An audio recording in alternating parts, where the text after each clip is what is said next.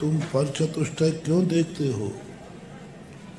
तुम हर वस्तु में हर वस्तु का स्वचतुष्टय देखोगे, तुम्हें धर्म ही नजर आएगा, अधर्म कहीं है ही नहीं।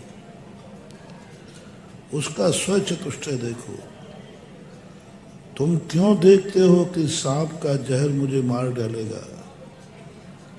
तुम अपनी दृष्टि से सांप के जहर को क्यों देखते हो? थोड़ा सांप की दृष्टि से सोचो कि उसको जहर कैसा है। हमारे लिए जहर यही सबसे बड़ा अनर्थ हो रहा है। हमारी दृष्टि में जो है वह धर्म है, बाकी सब अधर्म। जो हमारे हितकारी है वो धर्म है, बाकी सब अधर्म। सांप के जहर को हम अपनी दृष्टि से देखते हैं तो वो मारने वाला है, काल है। जहर तुम्हारा है कि सांप का? सांप का। तो तुम कौन होते हो अच्छा बुरा कहने वाले? तो सांप कहेगा मैं तुम्हें कहता हूं, तुम मेरे काल हो, मैं तुम्हारा काल हो तो तुम मेरे महाकाल हो। साल भर में सांप के काटे हुए कितने जीव मरते हैं और सांप को कितने लोग मारते हैं? कितने सांप मरते हैं मनुष्यों के द्वारा प्रति वर्ष ललितपुर में। आज टीकमगढ़ वाले बैठे, टीकमगढ़ में सांप के काटे हुए हर साल कितने लोग मरते हैं? हर साल एक आध, कोई दो बार। और मनुष्यों के द्वारा हर साल सांप कितने मरते हैं? तो काल सांप हुआ कि तुम हुए? मात हम अपनी दृष्टि से देखते हैं, सांप काल है। और सांप संसार में सबसे ज्यादा डरपोक कोई जानवर है तो सांप। बेचारा मनुष्य को देखते ही छुपता फिरता है। वो जान लिया कि मनुष्य मुझे देखा नहीं और ये सब मुझे मार डाल। सांप मनुष्य को देखने मारने नहीं दौड़ता है उतना, जितना सांप को देखकर मनुष्य से मारने दौड़ता है। दिल में से निकाल निकाल के मारता है।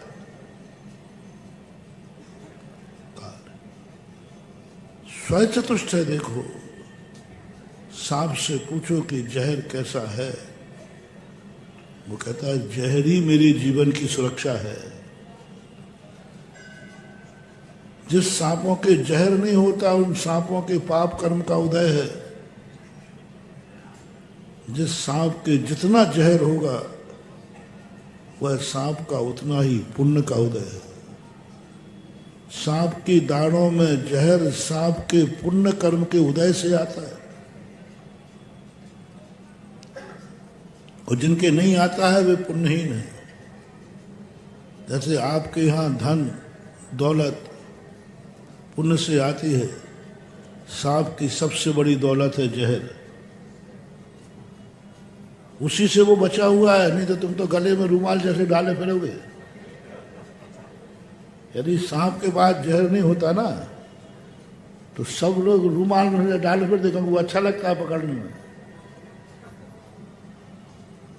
उस जहर के कारण से तुम लोग सांप को अपने गले का हार नहीं बना पाते। स्वचतुष्टय, हर वस्तु का स्वचतुष्टय देखो, धर्म ही धर्म नजर आएगा। राग द्वेष खत्म हो जाएंगे, अच्छे बुरे के भेद खत्म हो जाएंगे, क्योंकि स्वभाव है इसका और स्वभाव को बदला नहीं जा सकता।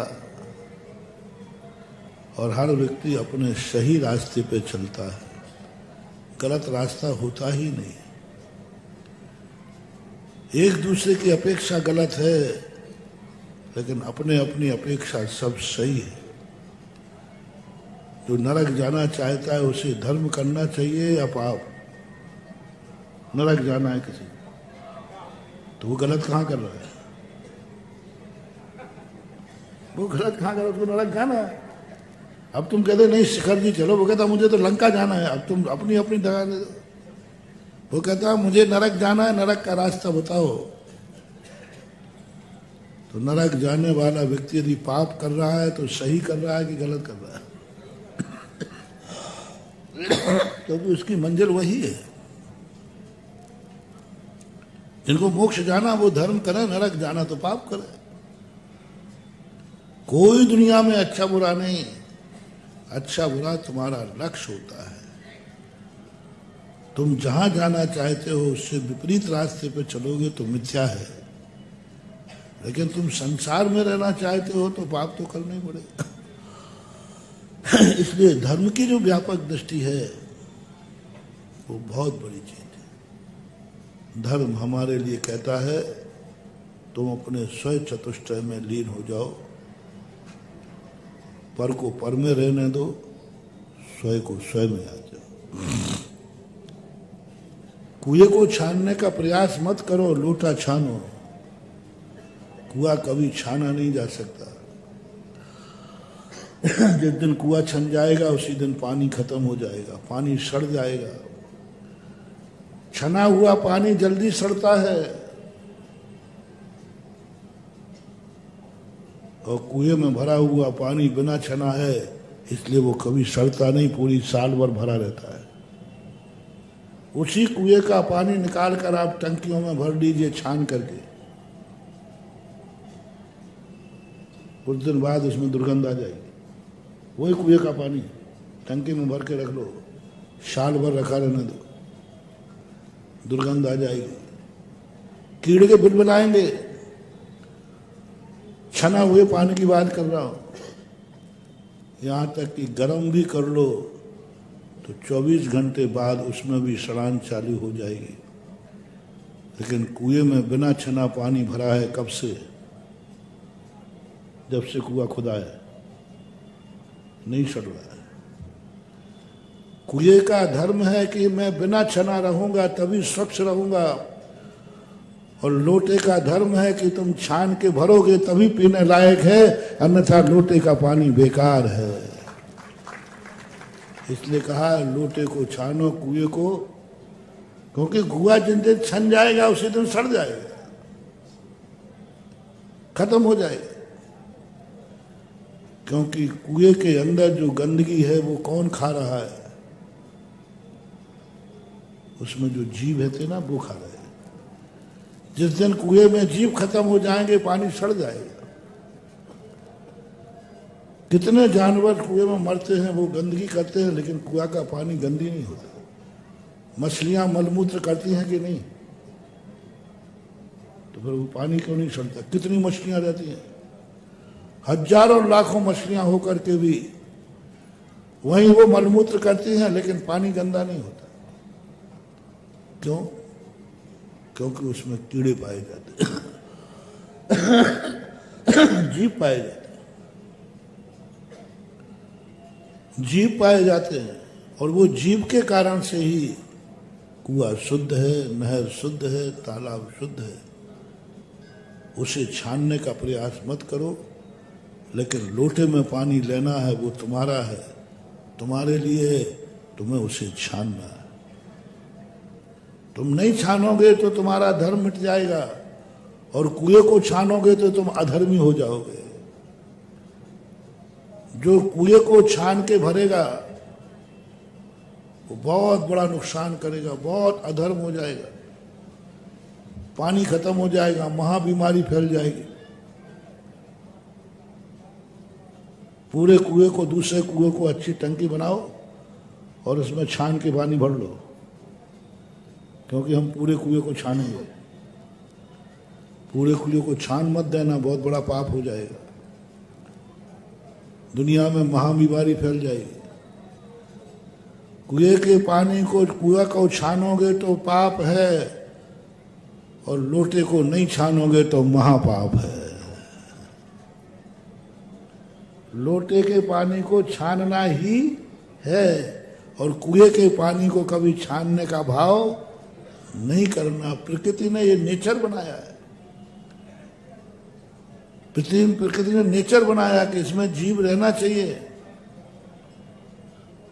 और जीव रहते हैं तभी। तुम अपने कमरे में जीव मत रखो, लेकिन बाहर तो मच्छर रहेंगे तो बहुत अच्छा रहे।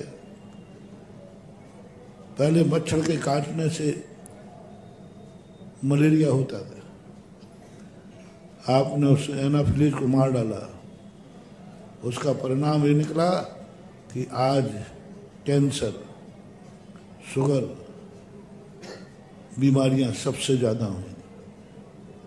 बहुत बड़ा डॉक्टर था एनाफिलीज नाम का मच्छर। वो जब काटता था उसमें इतना जहर होता था कि उसके काटने से व्यक्ति बीमार हो जाता था जहर का। लेकिन वो साल भर के लिए बिल्कुल निश्चिंत हो जाता था। साल भर में एक बार लोगों को मलेरिया आता था। पहले एक तरह, दो तरह, प्रतिदिन का प्राय सबको साल भर में एक आध बार, और वो कुंवार के महीने में ज्यादा व्यक्ति स्वस्थ रहते थे, क्योंकि एनाफिलीज का जो जहर था वो पूरे खून में जाकर के सभी कीटाणुओं को, बैक्टीरिया को मार देता था, लेकिन स्वयं को बीमार तो होना पड़ता था। तो मलेरिया की दवाई तो एक कुनैन की गोली थी, लेकिन आपने उस मलेरिया के मच्छर को मार डाला। अब कैंसर की दवाई एक गोली, मलेरिया कितनी देर में उतर जाता था भैया? एक कुनैन खा लेते थे। ज्यादा ठंड लगी तो 2 रजाई ओढ़ लेते थे, है ना। 2 दिन, 3 दिन, 4 दिन, 5 दिन चलेगा और व्यक्ति पूरी साल जिंदगी जीता था। वो जहर था, पक्का है। प्रकृति ने कहा मैंने जहर बनाई है तुम्हारे स्वास्थ्य के लिए, क्योंकि ये जहर शरीर में जाएगा तो शरीर के अनेक प्रकार के कीटाणु समाप्त हो जाए। लेकिन विज्ञान नहीं समझ पाया इस कुदरत की देन को। आप लोगों ने कहा नहीं, मिटाओ इस एनाफिलीज मच्छर को। आज मलेरिया गायब हो गया, बहुत कम आ गया। अब वायरल आ गए। डॉक्टर साहब आज कितने प्रकार के वायरल आ गए। पहले एक प्रकार का मलेरिया था, अब मलेरिया तो नहीं आता, वायरल आता है और फिर सीधा कैंसर और वहां बीमारियां होती। मैं बहुत बार कहता हूं, मैंने ये शोध वैज्ञानिक दृष्टि से किया है कि संसार में जितनी भी वस्तुएं हैं उन सबका तुम्हारे ऊपर उपकार मानो। प्रकृति माँ है, माँ किसी गलत वस्तु का निर्माण कर ही नहीं सकती। प्रकृति ने आज तक कोई गलत वस्तु बनाई नहीं। अपन समझ पाए या न समझ पाए, प्रकृति ने हर वस्तु में कोई ना कोई गुण स्थापित किया है, और वही गुण हमारी जिंदगी के लिए सोपान था। हम नहीं समझ पाए, चल गए। इसलिए धर्म हमें स्वावलंबी बनाता है। पर का आलम्बन छोड़ो। लेकिन वो धर्म जिसकी अपन ने पहले चर्चा की थी, हम कितने भी करें संसार में स्वावलंबी नहीं बन पाएंगे। स्वावलंबी बनने के लिए हमें सिद्ध बनना पड़ेगा, और जब तक तुम स्वावलंबी नहीं बनोगे तुम्हारा कल्याण नहीं होगा। और जब तक तुम स्वावलंबी पर का आलम्बन नहीं लोगे, आप स्वावलंबी बन नहीं सकते। बहुत पेचीदा है मोटिवेशन। संसार में कोई व्यक्ति पर के आलम्बन के बिना जी नहीं सकता, और पर का आलम्बन जब तक तुम ले रहे हो तब तक तुम्हारा कल्याण हो नहीं सकता, हो नहीं सकता। कितने प्रयास कर लेना, मुनि बन जाओ, कोई फर्क नहीं पड़ता। पर का आलम्बन तुम ले रहे हो, किसी भी चीज का पर का आलम्बन ले रहे हो, मोटिवेशन किसी भी चीज का। आप श्वास ले रहे हो, आपका कल्याण नहीं होगा। आप भोजन ले रहे हैं, आपका कल्याण नहीं होगा। पांचों इंद्रियों से आप सुन रहे हैं, कभी कल्याण नहीं हो सकता। आप बोल रहे हैं, कभी कल्याण नहीं हो सकता। आप हाथ पैर हिला रहे हैं, आपका कल्याण नहीं हो सकता। आपके पलक झपका रहे हैं, कल्याण नहीं हो सकता, मोक्ष नहीं होगा। इसलिए मोक्ष जाने के पहले 13वें गुण स्थान में कहा है, क्या तुमने देखना बंद किया है? क्या तुम्हें सुनना बंद हुआ है? क्या तुम्हारा बोलना बंद हुआ है? क्या तुम आंखों की टिमकार बंद कर रहे हो? एकदम स्तब्ध हो जाओ। पांचों इंद्रियां जहां व्यापार बंद कर देवे, पर का आलंबन नहीं लेना, तब कहीं मोक्ष का दरवाजा खुलता है। अब बोलो, एक दिन बताओ जिस दिन तुम्हारे मन में कोई दूसरे की बात विचार में ना आवे। मन से शुरू कर रहा हो, दूसरे की बात कोई मन में नहीं आवे, किसी की भी नहीं। अपने आत्मा के अलावा कोई दूसरी बात चिंतन में नहीं आना चाहिए। मां चित्तय मां चिंतय मां चित्तय किम जैन हो ही थिरो, अप्पा अप्पम में रहो इनमेव परम हवई जानो। कुछ भी नहीं, भगवान का चिंतन भी नहीं, गुरु का भी नहीं, नमोकार मंद कुछ नहीं गाना। मात्र एक आत्मा का स्वरूप का चिंतन करो बस। 47 मिनट के लिए स्थिर हो जाओ बस, केवल ज्ञान हो जाएगा। किसी का भी चिंतन नहीं करना, भगवान का भी नहीं। भगवान का चिंतन करने वालों का भी कभी कल्याण नहीं हुआ। नमोकार मंत्र पढ़ते पढ़ते केवल ज्ञान नहीं हुआ, हो ही नहीं सकता। किसी का भी चिंतन नहीं, आत्मा के अलावा आपके मन में कोई दूसरी बात नहीं है। क्या ये हो सकता है? मैं तुमसे क्या पूछूं? मैं तुमसे क्या पूछूं? ये मेरे ही से नहीं हो रहा तो तुमसे क्या खाक होगा? प्रयास करता हूं बार बार कि मन स्थिर हो जाए आत्मा में, नहीं होता। क्षण भर के बाद थोड़ा बहुत स्थिर होता है, फिर कोई ना कोई बात आ जाती है। थोड़ी देर स्थिर होता हूं, तुरंत और कोई याद नहीं आया तो नहीं आए, भगवान याद आ जाएंगे। ये भगवान हमारे लिए बहुत खतरनाक है। जैसे तुम्हें है ना, तुम्हें जिससे राग होता, मेरा जो खूब प्रयास करता हूं, लेकिन जिससे राग होता है उसकी याद आ ही जाती है। सबसे ज्यादा याद आती है, कितने प्रयास करो, तुम्हें कमरे में बंद कर दूं तो तुम्हें याद किसकी आएगी? घर वालों। बेटा को आप हॉस्टल छात्रावास भेजते हैं, वहां बैठा बैठा वो मम्मी की याद करता रहता है। आती है याद। जैसे तुम परेशान हो, ऐसे ही हम परेशान हैं। तुम्हारे से ज्यादा परेशान मैं हूं। तुम तो थोड़े बहुत भूल जाते हो। थोड़ा बहुत मम्मी तुम्हारे लिए प्रतिकूल चल जाए तो तुम याद करना भूल जाओगे। तुम्हारा राग ज्यादा मजबूत नहीं है। तुम्हारा राग ज्यादा मजबूत नहीं है। जिससे तुम्हें राग है ना, वो थोड़े ही तुम्हारे प्रतिकूल चल जाए, तुम्हारा राग गायब। काय का बाप है, ये कहने में तुम्हें कितनी देर लगना है? 1 मिनट लगना है। अभी कह रहा हूं मैं मम्मी पापा को बहुत चाहते हो। हाँ मालूम है कितना चाहते हो। थोड़ी सी प्रतिकूलता आते ही तुम्हारा राग टूट जाता है। तुम्हारे राग में ज्यादा दम नहीं है, द्वेष में भी ज्यादा दम नहीं है।